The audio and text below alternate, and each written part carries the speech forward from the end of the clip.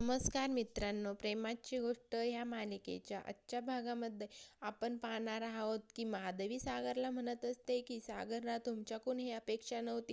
गुरुचा मुक्तावर खूप जीव आहे. आमच्या मुक्ताने तर तुमच्या वाटेत फुलंच पसरवली, पण तुम्ही काय केलं? तुमच्या फुटक्या भूतकाळाच्या काचा पसरवल्यात तिच्यासमोर. तुला जेव्हा कळलं ना तिच्या लाडक्या मुक्ताच्या नशिबी पुन्हा विश्वासघातच आला, तर तो काय रिॲक्ट होईल मला माहिती नाही. माधवीला म्हणत असतो की आई प्लीज मला माफ करा. त्यावर माधवी म्हणते की माझी माफी मागण्याची काही एक गरज नाहीये. मुक्ता जर पुरूचा जीव असेल ना तर माझा अभिमान आहे. मुक्ता माझ्यावर गेली ना त्याचा मला अभिमान होता आणि आहे. तुमच्या मागे मागे करताना ती माझ्या देखील पुढे निघून गेली आहे. ती जर तिच्या जागी असते ना, इतक्या स्वार्थी माणसासाठी निस्वार्थपणे मी काहीच केलं नसतं. काही नाही केलं तिनं तुमच्या कुटुंबासाठी. तुमच्या घरात ॲडजस्ट करण्यापासून तर आदित्यला तुम्हाला भेटवण्यासाठी काय नाही केलं तिने.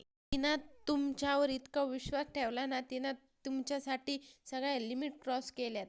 तर तुमच्यासाठी नाही तर तुमच्या कुटुंबासाठी देखील. आठवतंय का तुम्हाला तुमच्या मुलीला जेव्हा मुक्ताने वेळेवर हॉस्पिटलला नेलं तर तुमच्या घरच्यांनी तिचं लग्न मोडलं होतं. तुमच्या बहिणीसाठी तिने स्वतःचे दागिने गहाण ठेवले आणि तुमच्या आईनं तिला हाताला धरून बाहेर काढलं, पण ती त्याच्यावर एक शब्द देखील बोलली नाही.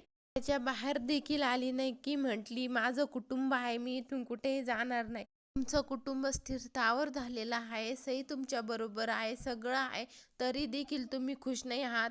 त्या गोष्टीचा शोध घेतला आणि तुमचा उरल्या काय जीव आहे तो आदित्यमध्ये आहे. त्याला तुम्हाला भेटवण्यासाठी, त्याच्या मनात तुमच्याबद्दल प्रेम निर्माण होण्यासाठी तिनं जीवाचं रान केलं. सागरच्या डोळ्यात देखील पाणी येत असतं. दुसरीकडे सावनी विचार करत असते. तिने पेपर फाडलेले, तो तिच्याशी बोललेला सगळं आठवत असतं तिला. आदित्य म्हणत असतो की पप्पांशी असं खोटं वागून मला नाही काही मिळवायचं. त्यांना खाली पडलेलं नाही बघू शकत. सगळं बोलणं सावनीला आठवत असतं. हर्ष येतो आणि मागून तिला मिठी मारतो आणि म्हणतो I love you Savani, I love you. Harsh म्हणत असतो की तुला माहिती का सावनी, आपल्या दोघांमध्ये कॉमन काय आहे? आपण आपले दिलेले प्रॉमिस पाळतो आणि ती प्रॉमिस पूर्ण करण्यासाठी आपण दुनिया इकडची तिकडं. सागरकडून पेपरवर साईन घ्यायचे प्रॉमिस तू पाळस. मी देखील तुला प्रॉमिस दिलं होतं की तू ज्या दिवशी सागरकडून साईन घेऊन येशील त्या दिवशी मी तुझ्याशी लग्न करेल आणि मी माझं प्रॉमिस कधीच मोडत नाही. सावनीला म्हणतो की इकडे बस. आणि सावनीला रिंग आणलेली असते. रिंग बघून सावनी तोंडाला हात लावते. हर्षवर्धन तिला म्हणतो सुंदर आहे ना, अगदी तुझ्यासारखी. हर्ष म्हणत असतो की हे फक्त मी तुझ्यासाठी आणि फक्त तुझ्यासाठीच बनवून घेतलेलं आहे, स्पेशली मेड फॉर यू. तुला माहिती आहे का, तू मला ह्या जगातील सगळ्यात मोठं गिफ्ट दिलंस. हर्ष म्हणत असतो की त्या सागर कोळीला कंट्रोलमध्ये ठेवायचं आणि संपवायचं एकदाच. आणि मी ज्या क्षणाचे एवढे दिवस वाट बघत होतो तो क्षण आलाय आणि तो फक्त आणि फक्त तुझ्या आणि आदित्यमुळे आला आहे. आता खरी मज्जा येणार आहे. हर्ष म्हणतो की कुठे आहेस पेपर ते दाखव. असं म्हणल्यावर सावनी डचकते. सावनी म्हणते हर्ष रिलॅक्स, एवढं एक्साइट व्हायचं काही गरज नाही.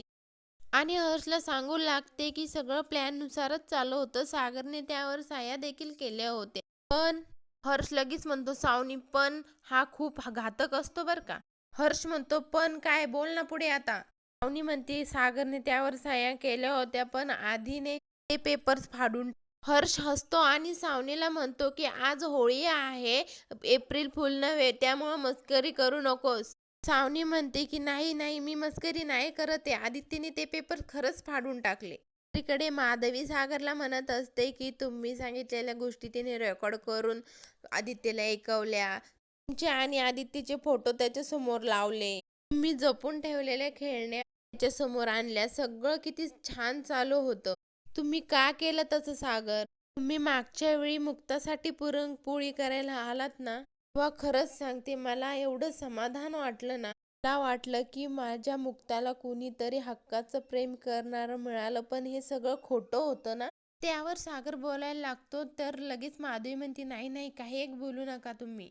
तुमची काही एक चूक नाहीये, मान्य आहे. चूक तर मुक्ताचीच आहे. तिचा वारंवार विश्वासघात होतो तरी देखील ती समोरच्यावर नव्याने विश्वास ठेवते. तिने तुमच्यावर खूप विश्वास ठेवला होता सागर. तुम्ही तिच्यावर प्रेम नसतं केलं ना तरी चाललं असतं. ते गृहीतच धरून चाललो होतो ना आम्ही. पण असं प्रेमाचं खोटं नाटक नव्हतं करायला पाहिजे. मी चिडके आहात, दारुडे आहात, उद्धट आहात, पण प्रामाणिक आहात असं मला वाटत होतं. तुम्ही खोटारडे असताल असं कधी वाटलं नव्हतं. माधवी सागरला म्हणते की या आता तुम्ही सागरराव. त्यावर सागर माधवीच्या पायापाशी जाऊन बसतो आणि म्हणतो की प्लीज प्लीज आई मला माफ करा. माझी खरंच खूप मोठी चूक झाली आहे. सागर माधवीला म्हणत असतो की तुम्हाला जसं वाटतंय ना तसं काही नाही. माझ्यावर प्लीज विश्वास ठेवा. आणि तर माझा काय मान राखलात. मी त्यांचा अपमान का करेन? मला खरंच मुक्ताचा विश्वासघात करायचा नव्हता. मी खरं बोलतोय. हे सगळं माझ्यामुळं झालंय. मी ह्या सगळ्याला कारणीभूत आहे. मी या सगळ्यासाठी हात जोडून माफी मागायला तयार आहे. सागर खूप कैवाळू म्हणत असतो, प्लीज मला एक संधी द्या. सागर देखील रडत असतो. दुसरीकडे हर्षवर्धन सावनीला म्हणत असतो की काय बोलतीस? आदित्यने पेपर फाडून टाकले. मूर्ख आहे का तो? खूप ओरडत असतो सावनीवर. हर्षवर्धन म्हणतो की तू काय करत होतीस? कुठं होतीस तेव्हा? तो हर्षवर्धन सावनीवर आणि म्हणतो तुम्हाला खाऊ का फाडून आता मी? सावनी म्हणते की सगळं प्लॅननुसार चाललं होतं. सागरने ते पेपर न वाचता त्यावर सह्या देखील केल्या. पण लगेच हर्षवर्धन म्हणतो पण काय सावनी, तुझ्या त्या होपलेस मुलाला आणि ते पेपर फाडून टाकले ना? कशाला फाडले त्याने ते पेपर? त्याला काय होळीचे पताके बनवायचे होते का? सावनी देखील रडत असते आणि म्हणत असते की तो म्हणाला की माझ्या पप्पाला मला शिक्षा नाही द्यायची आहे. त्यावर हर्षवर्धन म्हणतो की माझे पप्पा कुठून आले आता? हे माझे पप्पा कर, आणखी लाड कर तू त्याचे. डोक्यावर बसून ठेव. किती मोठं नुकसान झालंय तुला कळतंय का? त्यावर सावनी म्हणते की कळतंय मला, सगळं कळतंय. सावनी म्हणते की मी पण शॉक झाले. आपल्या बाजूने असलेला आपला आदित्य आपल्या विरोधात कधी गेला कळलंच नाही. दुसरीकडे सागर बिल्डिंगच्या खाली येऊन एकटाच बसलेला असतो. तेवढ्यात तिकडून मुक्ता येते. लगेच उठतो आणि तिच्या जवळ जातो आणि मुक्ताला म्हणतो की कुठं गेला होतास तुम्ही? घरचे सगळे तुमची काळजी करताय. मला तर भीती वाटली. माझ्यावर रागून मुक्ता पुढे निघते. लगेच सागर म्हणतो की अहो ऐका ना प्लीज. राग आलाय ना माझा. तुम्ही बोला, चिडा, काहीही करा, पण असं मनात नका ठेवू. बघा तुमचा चेहरा उतरलाय त्याने. त्यावर मुक्ता म्हणते की माझा चेहरा का उतरेल? आणि मुळात म्हणजे तुम्ही कोण लागतायत माझे? मुळात म्हणजे मी हर्ट होणारी, मूळ रडणारी, कुठेतरी कोपऱ्यात जाऊन बसणारी मुलगीच नाहीये. आता जे सहन करायला लागलंय त्यापेक्षा खूप मोठ्या गोष्टी मी याच्या आधी फेस केल्या आहे. ऍक्च्युली चूक तर माझीच होती, पण ठीक आहे, सुधारेल मी ती चूक. प्रत्येक वेळी समोरच्याचं सुख आणि आपलं मन हे दोन्ही गोष्टी एकत्र नाही येऊ शकत. तर म्हणतो की ऐका ना. त्यावर लगेच मुक्ता म्हणते एक मिनिट. काय बरं झालं ते झालं. ते एका अर्थी आपल्याला लगेच कळतं. खोटं बोलून एकमेकांपाशी राहण्यापेक्षा खरं बोलून एकमेकांपासून दूर राहिलेलंच बरं. मला जे बोलायचं होतं ते बोलून झालंय माझं. मी येऊ का आता? आणि मुक्ता तिथून निघून जाते. सागर एकटाच विचार करत बसतो. मुक्ता आता रागाच्या पलीकडे गेल्या आहे. मुक्ताने माझ्या जवळ आदित्यला आणलं, पण ह्या नादात मी मुक्तालाच गमावून बसलो आहे.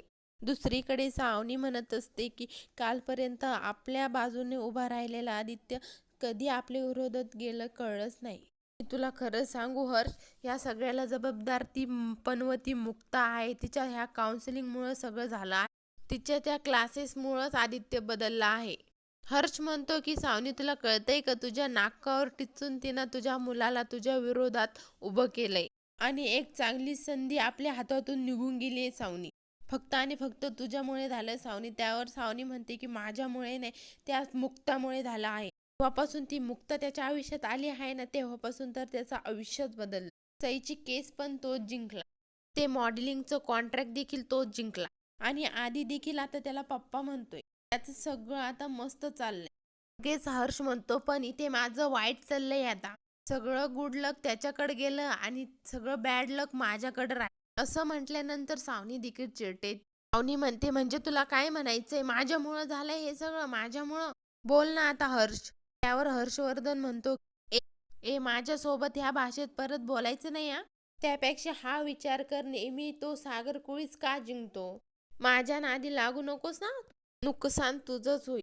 माझ्यावर आवाज चढवण्यापेक्षा तुझ्या त्या मुलाला जाऊन समजाव. त्याच्यामुळे हे सगळं घडलं. नाहीतर तो सुद्धा तुला सोडून सागर कोळीकडे निघून जाईल. ऐकून सावनीच्या पायाखालची जमीनच सरकते. म्हणतो की एक गोष्ट लक्षात ठेव सावनी. आदित्य हा तुझा लास्ट होप आहे. तो जर निघून गेला ना, मी तुझ्या बरोबर आयुष्यात कधी लग्न करणार नाही. आणि तिथून निघून जातो. सावनी एकटीच बडबड करत असते आणि म्हणत असते की हे सगळं फक्त आणि फक्त त्या मुक्तामुळे झालं आहे. सोडणार नाही मी मुक्ता तुला.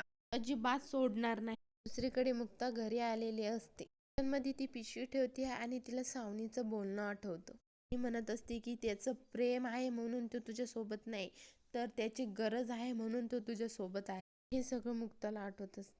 मुक्ता रूम मध्ये जाते आणि कपाट उघडते. त्यानंतर मुक्ताला सागर आणि तिने एकत्र घालवलेले क्षण आठवतात. त्यानंतर मुक्ता फ्रेश होऊन येते आणि तिची बॅग भरत असते. बॅग भरत असताना मुक्ताला सागर आदित्यशी बोललेलं सगळं बोलणं आठवत असतं आणि ती रडत देखील असते. आणि मुक्ता नंतर किचन मध्ये येते आणि आवराआवर करायला लागते. लगेच सागर येतो आणि तिच्या पुढे उभा राहतो आणि हात जोडतो आणि मुक्ताला म्हणतो की आय एम सॉरी. मुक्ता फक्त बघत असते आणि मुक्ताला म्हणतो की मुक्ता, मला माहिती आहे मी तुमच्या माफीच्या देखील लायकीचं नाहीये. मला एक संधी द्याल का प्लीज. सारखं म्हणत असतो Mukta I am really sorry.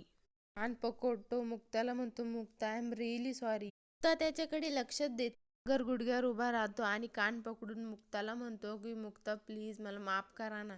झालं गेलं ते विसरून आपण नव्याने सुरुवात करूयात ना. आणि हात पुढे करतो. तर त्यावर काही दातच देत नाही. या भागामध्ये आपण पाहणार आहोत की सागर कुठेतरी निघून गेलेलो तर सगळेजण काळजी करत असतात आणि बापू म्हणतात कुठे गेला असेल हा. सागर दारू पिऊन खूप रडत असतो आणि फोटो बघत असतो मुक्ता. तिथे 2 गुंड येतात आणि म्हणतात की आयटम कडक आहे याची.